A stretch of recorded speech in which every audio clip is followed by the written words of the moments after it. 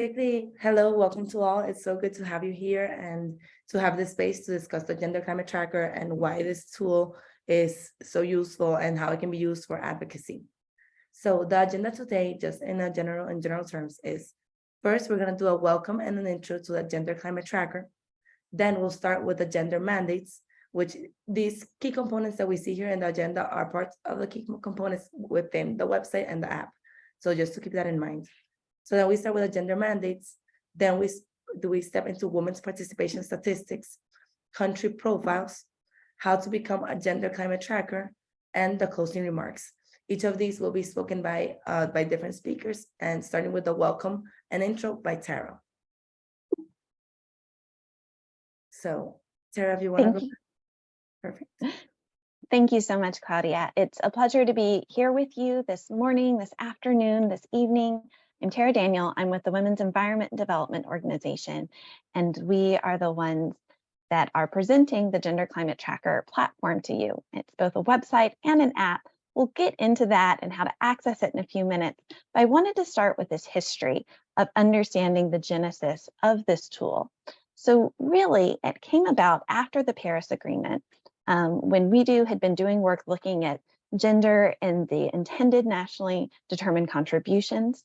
It was ideally something that could be used by negotiators in the hallways of the climate negotiations to have this quick reference. But in 2018, we realized there could be some greater utility beyond the app. And we also have a website that has additional features now. All of these are multilingual. So we strive to have every part of the app and the website translated into French and Spanish, if that's not their original language, as well as having some items in those original languages as well as others. So the idea of the Gender Climate Tracker really is, in the wake of the Paris Agreement, to be able to track the integration of gender responsive action and policy in the implementation of Paris and in the continued negotiations of the UNFCCC, the United Nations Framework Convention on Climate Change. So really, the UNFCCC is an organizing principle for how we present everything in the website. All the sections that Claudia is about to walk through are connected to the UNFCCC in some way. And ultimately, we wanted to have a tool that could be used by civil society advocates as well as party negotiators, with some additional features on the website, a tool that could be used by those of you that are doing gender responsive climate action, and policymakers that are trying to decide the best way forward in policy. There's so much value in being able to share and track this knowledge and to understand what's happening as well as what's not happening in the advancement of gender equality as we're combating climate change. So as we go to the next slide, I just want to highlight again what the GCT can do and why we're here talking about how it can be a tool to support your advocacy in your various roles, whether you're coming here as a civil society advocate, a national gender and climate change focal point, or a policymaker. Particularly through the app, you can have easy on-the-go access to key statistics and policies and research at the nexus of gender and climate. Ultimately, we want to be able to track what's happening with gender-responsive climate policies and actions globally, so that we can support you to further understand what's happening with the implementation of this policy. And I wanted to just go back to this history, because if you go to download the app, if you are not already a user, this is the description that you will see. And I think it speaks really well to the role that we think knowledge dissemination and tracking can have, because by reviewing and compiling and publishing and sharing this data and this information, we do hope that the app will empower civil society, governments, and citizens to really hold everyone accountable who's been making these commitments to gender, so that we can truly advance gender equality. With that, I'm proud to hand over to my colleague Claudia to really dive into the specifics of the sections of the GCT so that you can understand how to best navigate it and use it to support your advocacy. Thank you. Thank you so much, Tara, for the introduction. So with that, we're gonna step right into what the GCT is and how it works. So basically, the GCT is, as Tara was mentioning, it's both a platform and an app. So it's a website and an app. Both the website and the app contain three key components. The gender mandates, which are all the UNFCCC decisions that contain a reference to gender. The participation statistics, which basically state what women's participation and men's participation in delegations and constituted bodies of the UNFCCC, and the country profiles, which contains basically the nationally determined contribution, gender analysis by the NAP Global Network, the national adaptation plans, and the relevant news and resources. Sorry, the NAP adaptation plans by the NAP Global Network. So that said, we want to highlight that there's key differences between the website and the app. So the website, although both tools use the same three key categories, the website has a more in-depth aspect to it. It's the women's participation statistics has an interactive comparison with Tableau, which we will dig into later in the women's participation section. And the country profiles has linked resources and news. We will also dig into these key resources and news and how we can basically use them and address them and increment their use as well. While within the idea of the app is for it to be an easy, an easy access tool. So basically to be used in different ways easily and to be able to have access directly on the ground. So it's more of a tool made for negotiators. So that said, we can step directly into the Gender Climate Tracker website. So just here in general, we'll see that the first page of the Gender Climate Tracker website addresses the different news, which is kept up to date on a weekly basis, basically just to highlight the relevance of what is the gender climate tracker, what is the gender and climate nexus. The website, as Tara has mentioned, is available in French, English, and Spanish. As we can see, there's the three key sections that we had also mentioned. So gender mandates, participation statistics, and country profiles. We also have an about section, which has an introduction, a guide to the GCT, and more info, as well as a more in-depth section about news, then key resources, which are divided by country and by topic, and can also be seen by language, and general key resources concerning certain major events such as COP or the CBD COP15. Then we have the sections which we will dig into a little bit more in depth, but basically each section has an introduction, a quick analysis, and then the in-depth section itself. So with that, I will continue with the presentation and I will let Tara present Mishi. Thank you.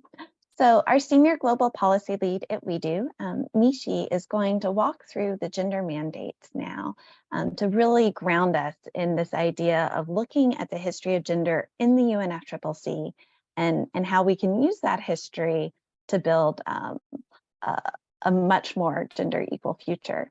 Mishi? Thank you so much, Tara. I hope you can hear me okay. Yes, we can. Thank you so much. And thank you for the history of the Gender Climate Tracker. And also thank you, Claudia. So I think my job is quite easy, just to speak on gender mandates and giving you a preview of the tracker as well. And I would like to start by just responding or answering what is gender mandate to begin with. So gender mandates are every decisions that reference women or gender. So thinking about all the decision that comes out of Conference of Parties, as famously known as COP, or decision that comes out from the Conference of Parties serving as meeting of party to Paris Agreement, CMAs, and decision coming out of Conference of Parties serving as meeting of party to Kyoto Protocol, CMPs. We, as Gender Tracker team, we review each of these decisions to note where women's and girls and gender are referenced. And that is what ideally we call gender mandates. So ideally, these references create obligation to parties or to secretariat, at times to both parties and secretariat, to fulfill with regards to doing something better with regards to gender. And we'll speak a little bit more on this idea of doing better in the next slide. So how can we use this gender mandate for advocacy? Of course, knowing the language, exact language, open up a lot of possibilities on how you can use it to advance your advocacy agenda. But for the purposes of this presentation, we have highlighted 4 ways in which, I think Claudia is still in the previous slide. We have highlighted 4 ways in which we can use the gender mandate for advocacy. 1, you can review existing mandates to advocate for similar language in other thematic areas. So for example, you have already gender responsive language and the technology, and you feel that this language is appropriate in the negotiation in, for example, capacity building, then you can engage parties to show them that we already have this language and the technology. Can we use the same language in capacity building? And this help to create consistency. So you can use this tracker or language and mandate to advance language in other thematic area when applicable. And second way in which you can use this mandate is to review the historical mandate and strengthen them. So we had decisions that have been made in previously, and this decision might not be as strong. So rather than starting afresh, you can use the existing historical mandate to advance or to get more stronger languages. And for example, decision around gender balance. Yes, we do have decision, but we can use the decision on gender balance to get more stronger language and the decision on gender balance. And third, this language can be used specifically to understand parties' obligations and identify entry point. And this is mostly for us as civil society, but also as government, to understand the entry point. What have they already been mandates or obligation of the parties, and how can that be aligned with our work? And last but not least, this gender tracker, as we know it, is a compilation of all these mandates, and fundamentally, it creates a better way to monitor implementation and ensure that parties' accountability to this mandate and obligations. So those are sort of like 4 main ways in which you can use the gender mandate to advance your advocacy work. So next slide.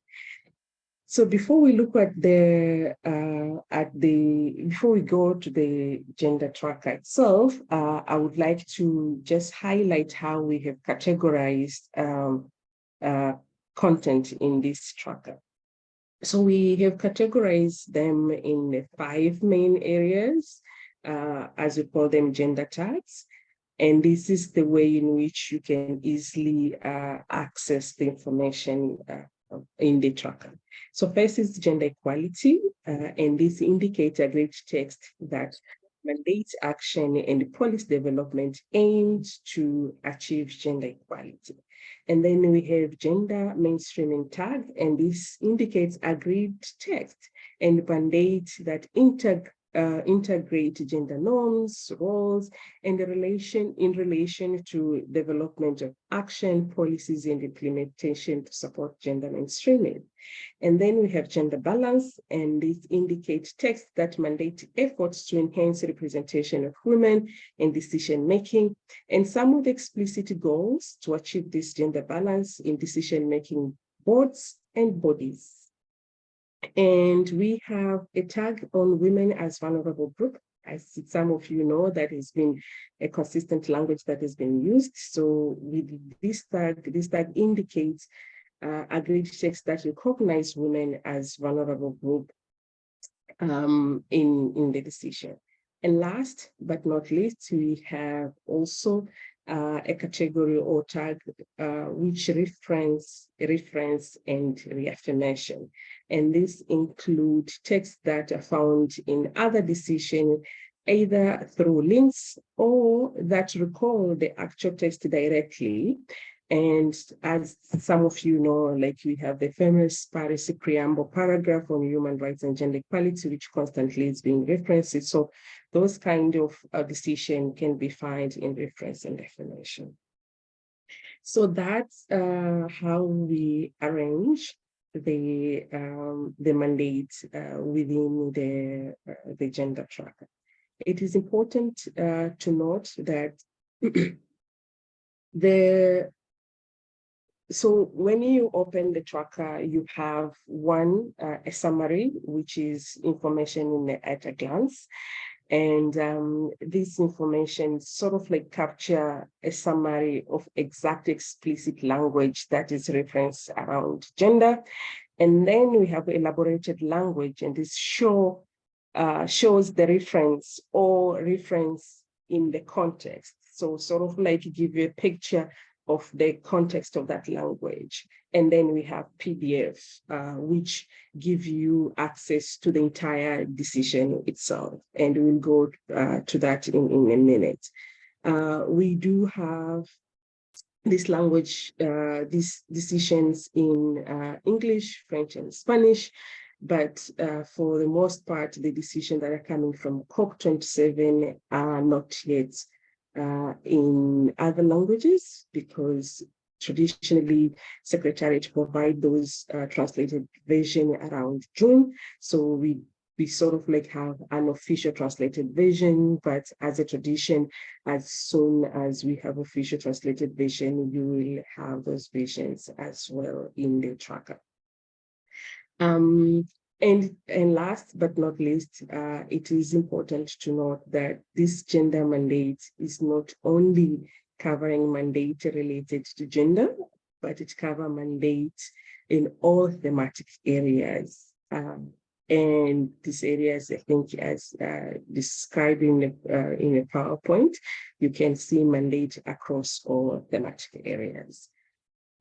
So with that, I would now like to welcome my colleagues to just give us a preview of the gender tracker, and we will be looking at the gender action plan. So to access gender action plan, the latest, which was agreed on COP25, we can do that using the screen on the home screen. So as you can see, but also you can do that by searching per year. So Claudia, if you can search, that was agreed in 2019. So if you do a year search, then you are able to find all the decision that was the gender decision that was agreed that year. So when you click in that gender gap in 2019, then you are able to see the summary, but we are able to see the reference. And lastly, you are able to see the PDF, which gives you the whole decision itself for your detailed view. And we can, these decisions, as I said, this is already in different languages. So my colleague will also show you how you can get them, for example, in Spanish and in other language.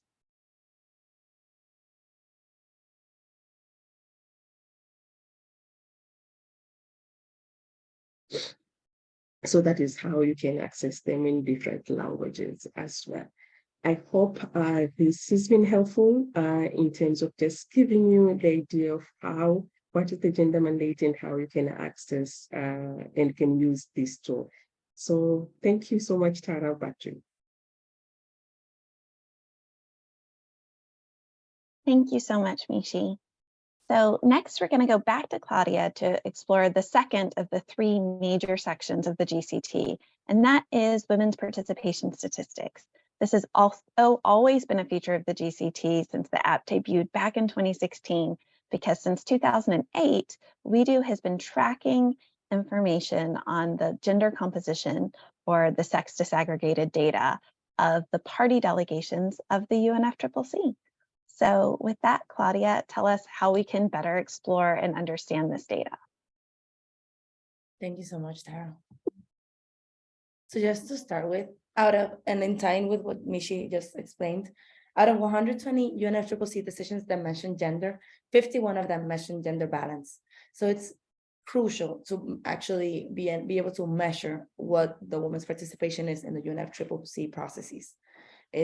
And one of those key decisions, which is the one that like really refers to what we're trying to achieve in gender balance, is that we're seeking for full, meaningful, and equal participation in the leadership of women and the leadership of women in all aspects of the UNFCCC processes and in national and local level climate policy.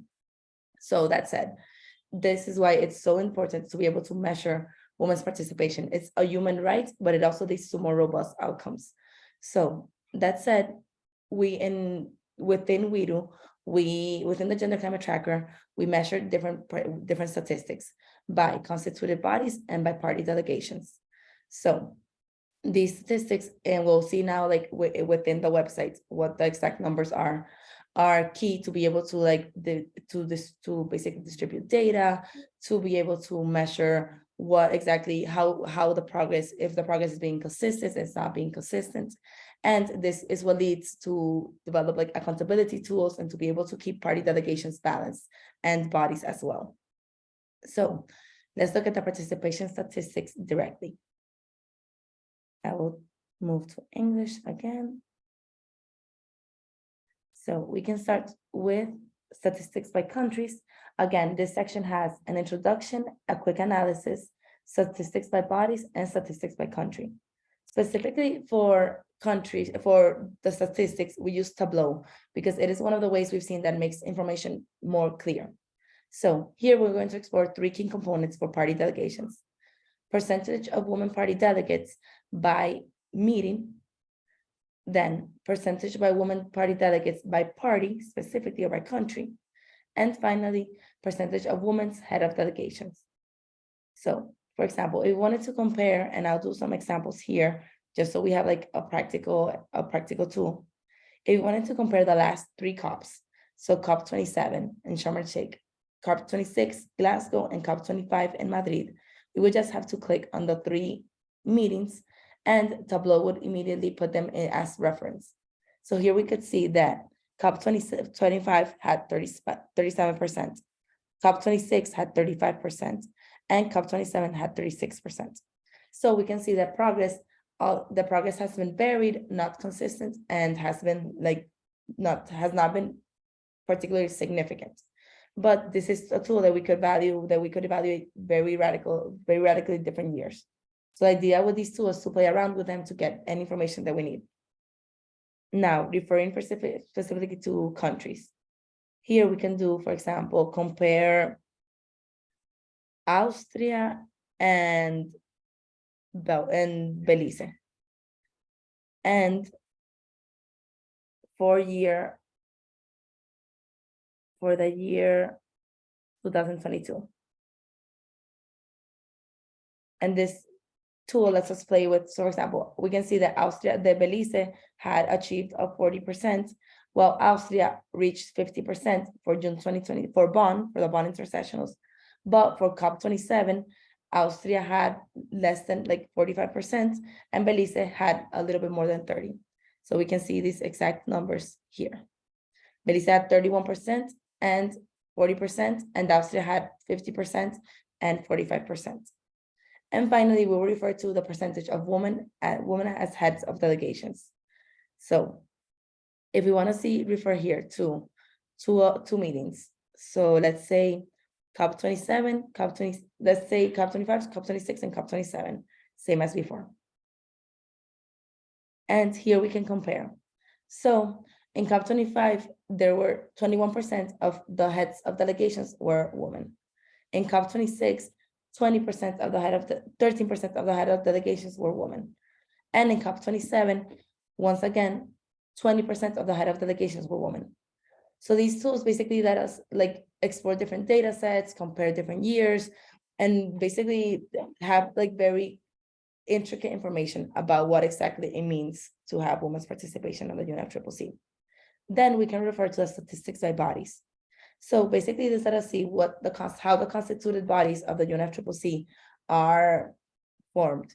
With this information, we obtain directly from the gender composition report of the UNFCCC, while the information for the countries is made through a specific methodology for the gender climate tracker. So here we're going to compare two bodies. We can do the adaptation committee and the technology executive committee. And this let us compare exactly the years, the amounts, what the percentages were, and at what point in time. So we can compare, for example, that for 2020, the technology executive committee had 20% of women's participation, and the adaptation committee had 56%. Adaptation is one of those areas that is usually higher with women's participation, while technology is one of those topics that still lacks in women's participation. So this is a general overview of what it would mean to actually explore these tools.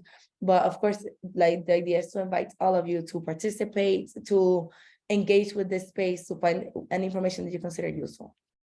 So with that, I will pass back to Tara for the next section on country profiles. Thanks so much, Claudia. And thank you, Radha, for your comment in the chat. We certainly do hope this will be useful to you. So in terms of where we want to go to next for this third major section of the GCT, we have two speakers. The first of whom is my colleague, Angela, who is one of the national gender and climate change focal points for the Democratic Republic of the Congo. And we thought it would be really interesting to hear specifically from a national gender and climate change focal point, considering that so much of how this information is organized on the GCT can both serve national gender climate change focal points in their role and be contributed to by national gender and climate change focal points who are intricately involved with these issues. So Angela, please tell us some more about how you think the country profiles might be relevant to other national gender and climate change focal points. Thank you, Tara. Can you hear me? Hello? Yes, we can. Okay, thank you. Thank you, Tara. I'm going to speak in French, so I'm going to invite everybody maybe to click on the icon for interpretation. Oui, la nécessité d'avoir cette plateforme. Right, so about this platform to monitor the development and progress on gender is very important indeed. It allows to see what happens in different countries, and it also allows us to look at how it changes and the evolution, the development, and what we can do.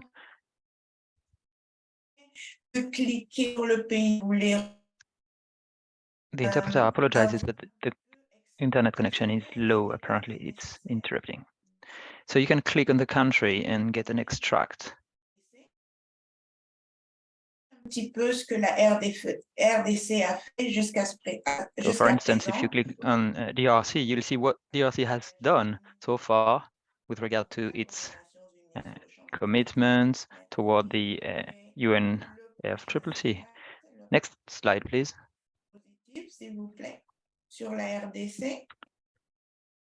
On DRC.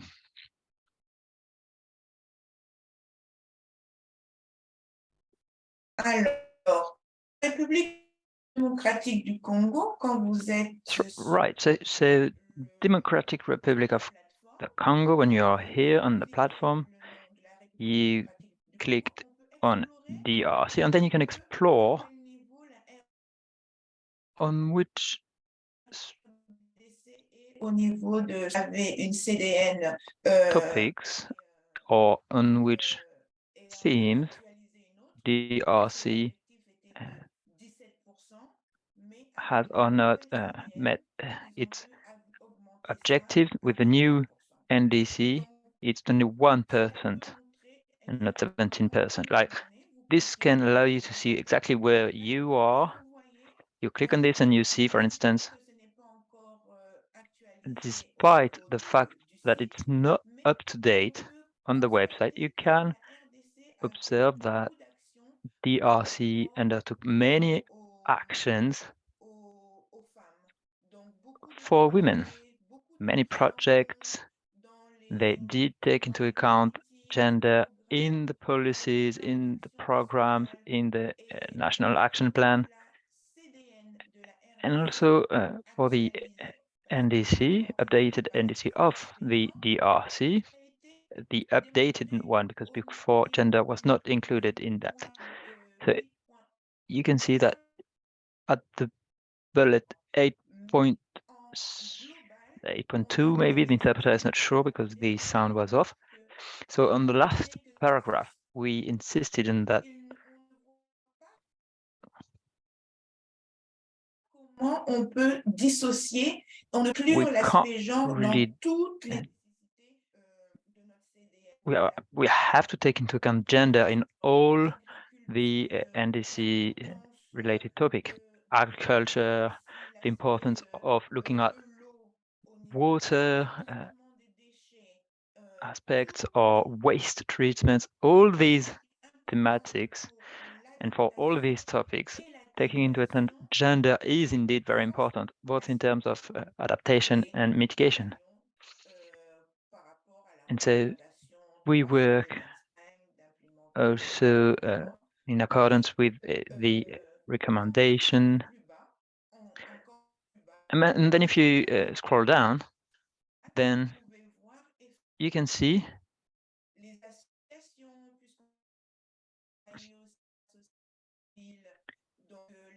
different aspects. And so DRC is proud of highlighting its commitment with all the parties and stakeholders.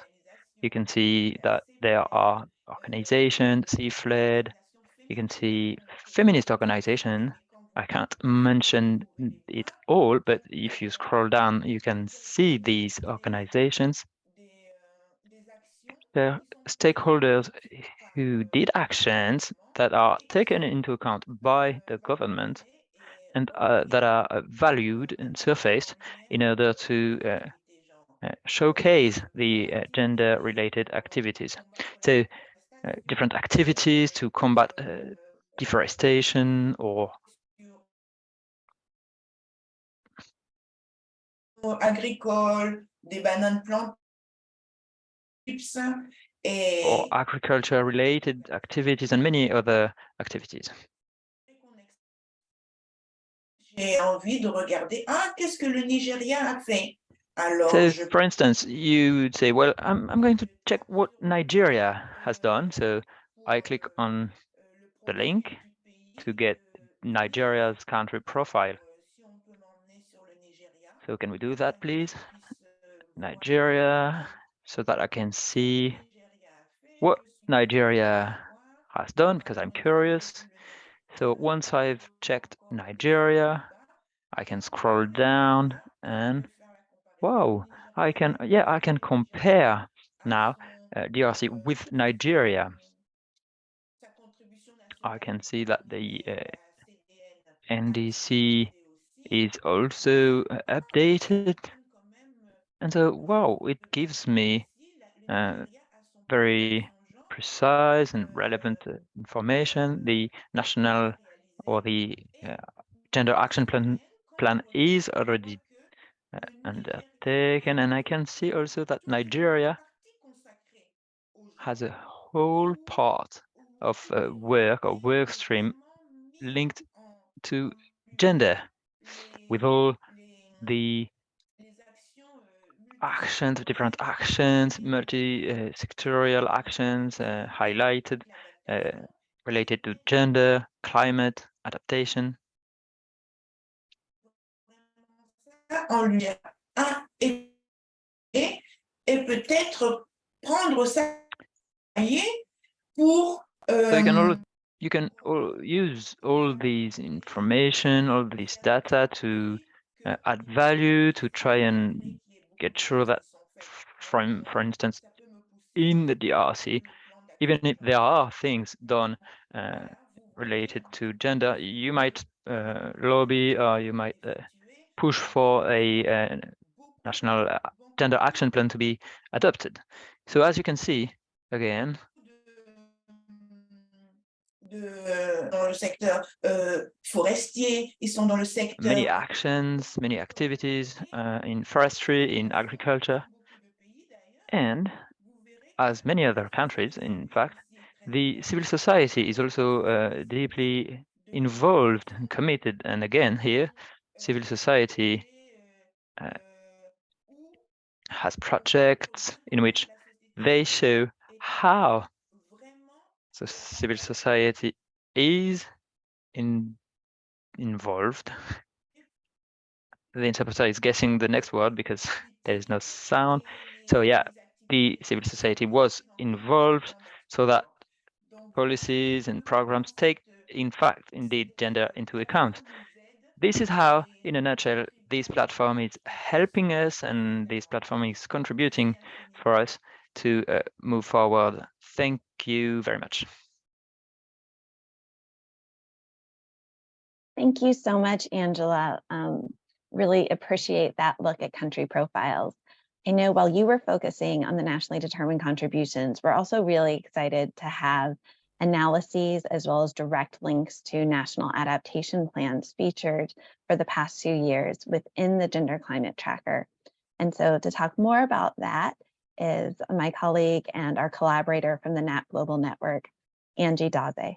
Angie? Thanks so much, Tara, and thanks to WEDO for the collaboration to date and also for the opportunity to be here today.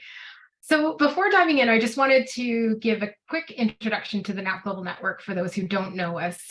So we were established in 2014 to advance national adaptation planning and action in developing countries.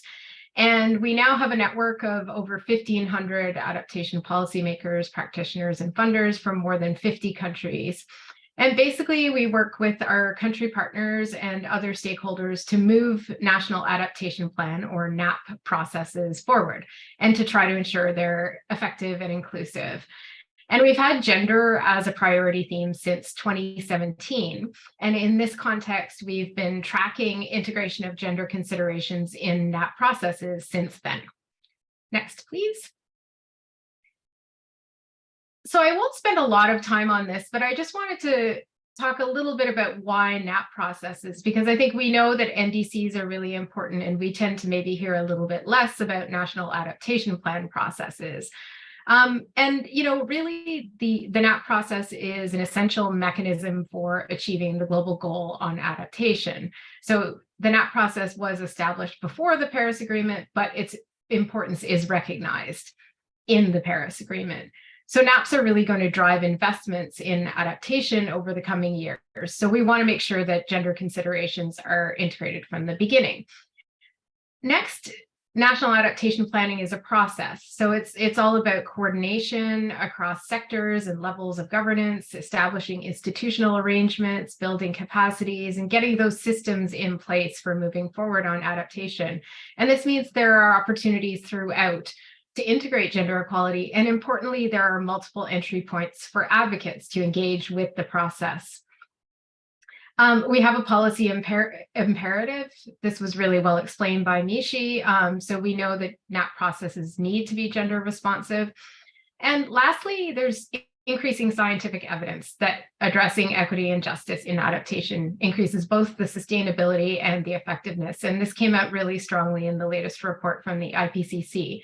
So for us, understanding how gender issues are integrated in NAP processes also helps to tell us how effective and sustainable the country's adaptation plans will be. Next, please.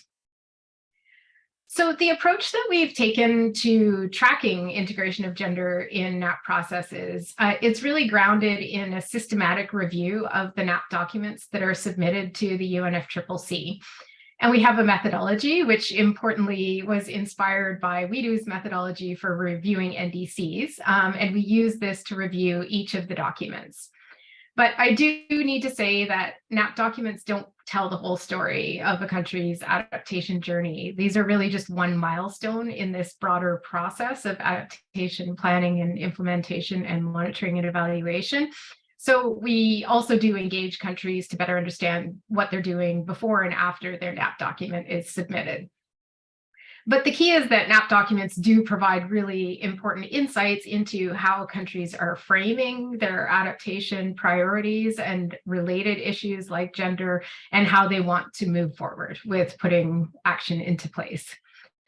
So having done the reviews of the NAP documents, we communicate them in 3 different ways. So we have been putting out periodic synthesis reports that analyze the trends and share promising examples of how countries are making progress on integrating gender in their NAP processes.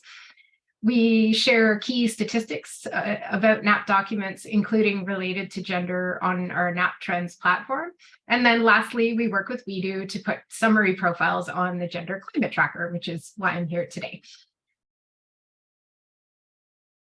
So just to give a sense of the trends around NAPs and how gender considerations are integrated, if we look at the 41 multi-sector NAP documents that were submitted to the UNFCCC as of last week, we find that 95% make reference to gender, so all but 2. And most often, this involves identifying gender as a guiding principle for the NAP process. And this is the case in more than half of the documents. But we've also found that as we've been looking at this over the years, that an increasing proportion of the documents make reference to other issues like human rights, inclusion, and empowerment. And these may provide entry points for looking beyond gender and taking a more intersectional approach. So that's interesting to note. Next, please. We also look at the positioning of women in NAP documents, again, inspired by the methodology that WEDO has been using. And we find that women are most often positioned as a particularly vulnerable group when talking about adaptation. But on the other hand, we're seeing an increasing proportion of the NAPs that recognize women as agents of change, and more than half of the documents now have this framing. So we see this as really a positive shift in the narrative around gender and climate change. To close, I just wanted to give you a sense of what you can find on the NAP profiles on the Gender Climate Tracker. So they basically provide a snapshot of the gender-related information contained in NAP documents. So you'll find a summary of the gender references and an outlining of the concepts that are referenced. So for example, whether the document refers to gender equity or gender sensitivity or other gender-related concepts.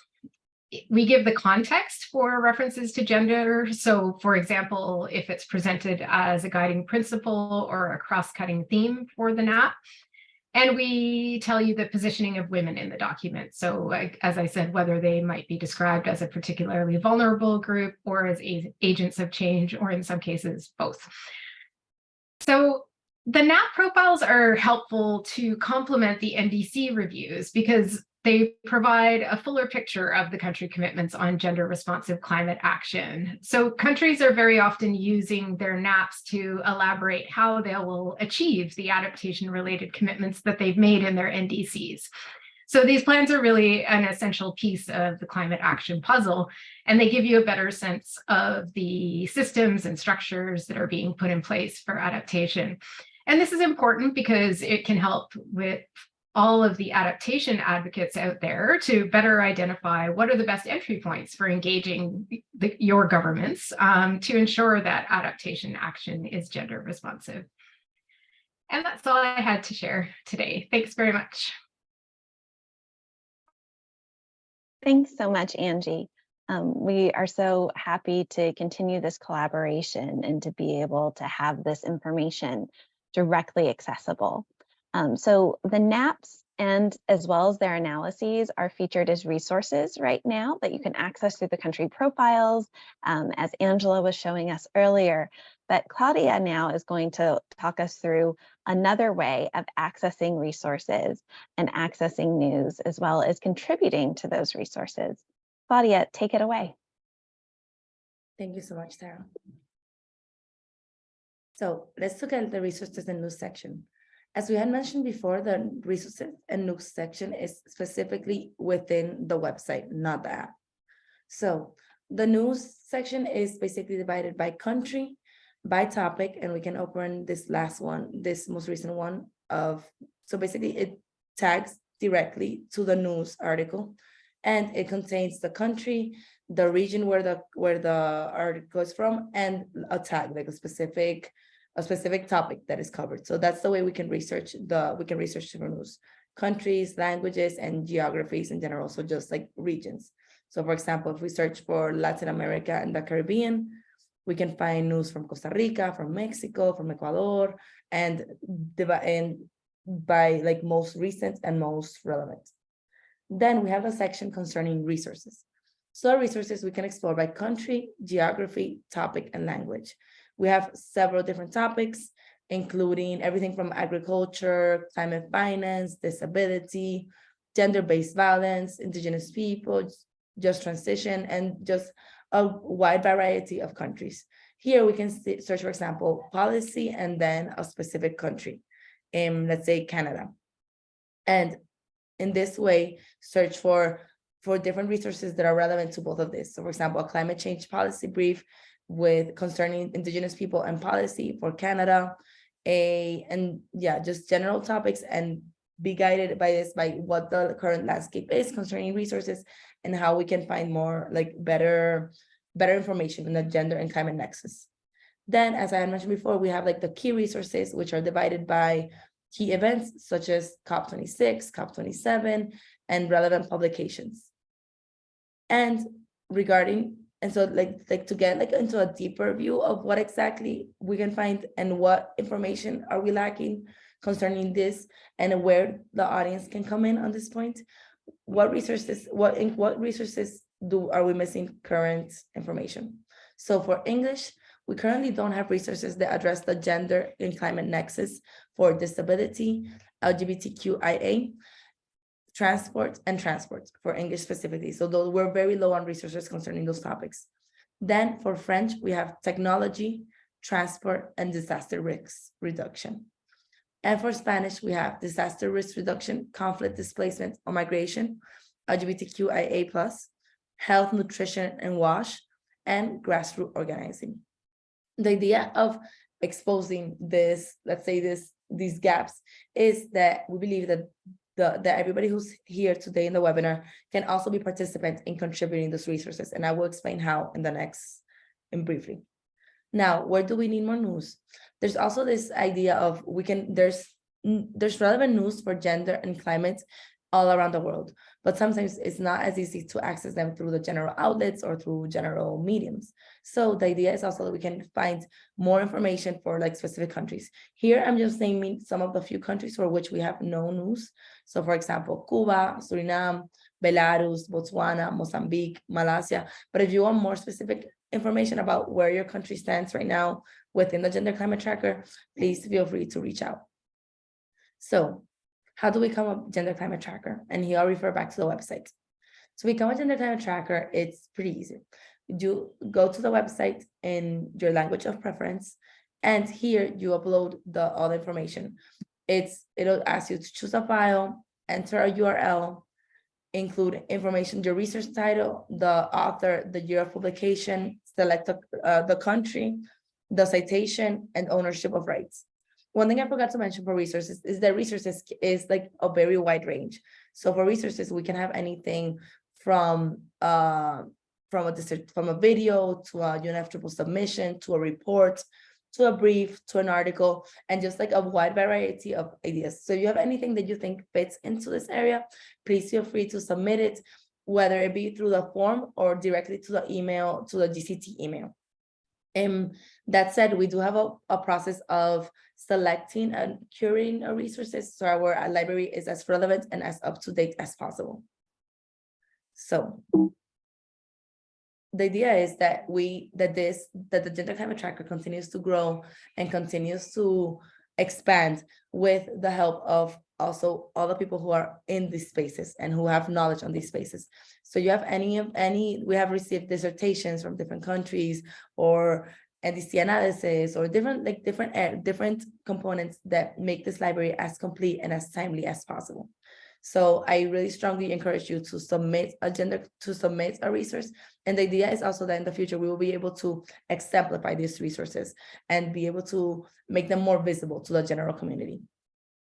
So just to give some closing remarks from everything we've seen here today, and thank you so much for your attention. And then we'll open directly to questions. Some of the 4 key points that we want to extract from today is, first, it's important to know the history and the language. The Gender Climate Tracker provides easy on-the-go access to UNFCCC decisions. That easy and that knowledge allows us to create accountability for parties to fulfill gender mandates. Second, know the data. It is essential to know the composition of delegations so we can also hold parties and the UNFCCC accountable for the gender balance. Women's participation is a human right, and it is essential for the development of robust outcomes to address climate change. Third, know your country plans and commitments. The GCT catalyzes additional attention and effort toward gender-responsive climate policy by highlighting key practices and key country resources and NDC and NAP analysis. So let us exemplify what is currently in the landscape for specific countries. And finally, become a gender climate tracker. It's crucial for the growth of this platform and in general for the knowledge of within this nexus, that we contribute resources and we continue observing how we can implement the gender responsive climate action. And with that, I'll open to questions.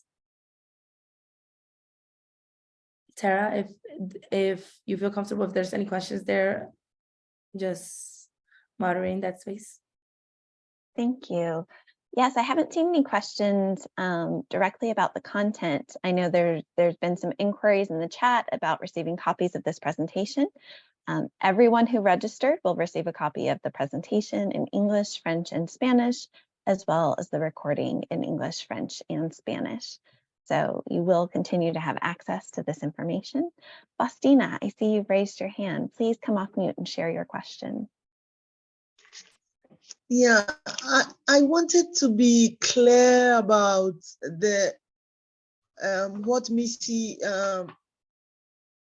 talked about, the box that said women as vulnerable.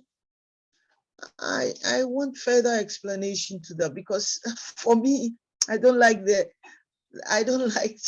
hear that word, women as vulnerable. And if she could expound on that, and what's that portion, what we'll be doing with that portion at women as vulnerable. Probably there could be a different meaning to what she actually meant, or a context. Thank you.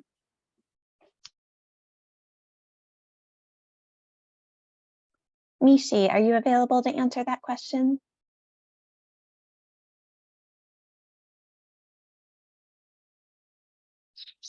Yes, Tara. So this is just the categorization as if referenced in most of our decision. There is that reference where we reference women as the most vulnerable to climate crisis and carrying the brunt of the climate injustice. So in terms of arranging this information, we had a category that capture all decision or reference to that terminology because it's the most common used terminology. I think as we do, and the team, we are aware of the need to change the narrative and not looking at women as only hopeless victim of climate crisis, but rather as active agents of change and leaders in fighting against climate change. But for the purpose of curating the information, and because that's the most commonly used terminology, that we have a terminology as a category. But I'll pass it to Tara to add any additional information around that. Well, I don't know that I have anything particular to add to that answer, except to note that Angie's presentation was really hopeful to me in looking at the trends where we had seen this characterization in the national adaptation plans of women as a vulnerable group, but that she is starting to see in that analysis that the recognition of women as agents of change is coming through more strongly. Angie, is there anything else you want to comment on that in addition to your presentation on that? No, just to say, I think you've captured it well. The reality is that is still the way that women tend to be positioned in most of the NAP documents, but we are tracking this shift to having more documents recognize women as agents of change or as stakeholders in adaptation. And I think that that's, a really important shift just in the framing of women's role in climate action. So that's something we'll continue to track and have as part of our analyses of the NAP documents and sharing with the Gender Climate Tracker. Thank you. Martine, I see you've raised your hand. Would you like to come off mute and share your question or comment? Yes, Tara, thank you for having organized this. This is a great tool, and I'll be loving to use it, especially when it comes to negotiations. I'm Martine from DRC. I'm the National Focal Point.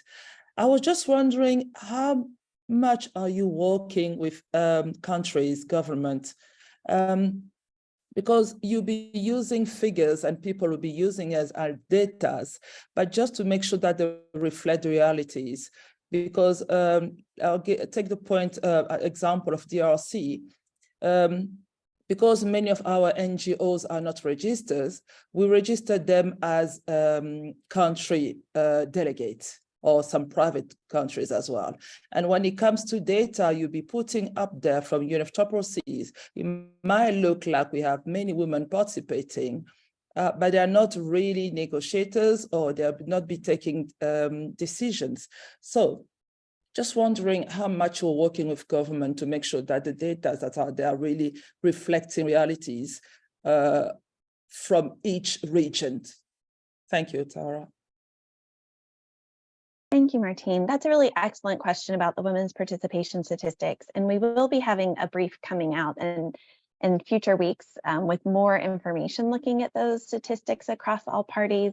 I think what you raised is part of the context that needs to be said whenever we're looking at these statistics, that even though we have a very precise methodology, and we have since 2008, on how we are counting and storing the data on party delegates and whether or not they're designated as men or women, that parties' approaches to having delegates on their negotiating teams and who is designated a party delegate may vary. So I think that is a place that you've identified where we could do future research or case studies to help explain why this data may not be as comparable across party as we would like it to be, even though that there's a consistent methodology. So I really look forward to continued discussion, and I think that needs to happen, this greater communication with countries to figure out, well, what data could be captured that could better reflect the realities of who is a negotiator and who's making it to those spaces where decisions are being shaped and taken. I see that we no longer have an additional hand up, but we're also right on time. So Claudia is going to move to our final slide just to remind you how to get in contact, and we will be in contact with all of this information. We thank you so much for spending the last hour here with us, learning more about this tool, and we hope that you are able to use it. Oh, Radha, I see your hand. If you would like to come off mute and come in quickly. Yes, thank you very much, Tara. Very quick question. This information is very much comprehensive, and I admire the work your team have been doing. But I'm wondering to what extent we can use this information as a small organization or as a organization which hasn't have a specific fund for advocating climate justice.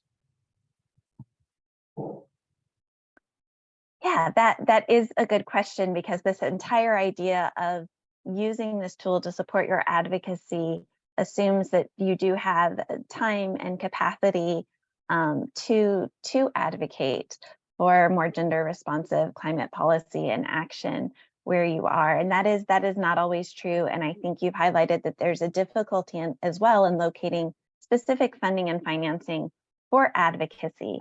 I can only say at this point that we do believe advocacy, especially as an advocacy organization ourselves, is a really important part of creating the change that we would like to see.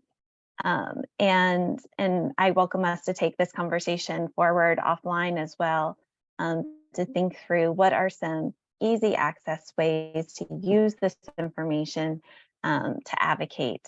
So with that, I do see that we have one other hand, so we'll stay on another minute. Jennifer, what's your question? Thank you. Well, thank you so much for this, and I just wanted to take the opportunity to thank you for this tool.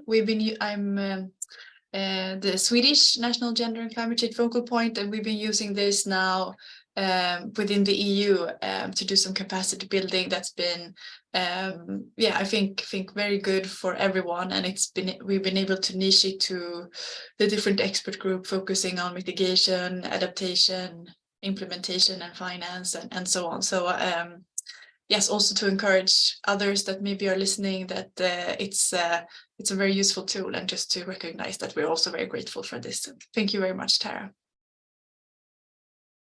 Thank you. We're so glad that it's useful, and we look forward to staying in contact with all of you. Big shout out to Claudia, who has been coordinating the Gender Climate Tracker since joining the WEDO team in September, and is your go-to point of contact in all things GCT.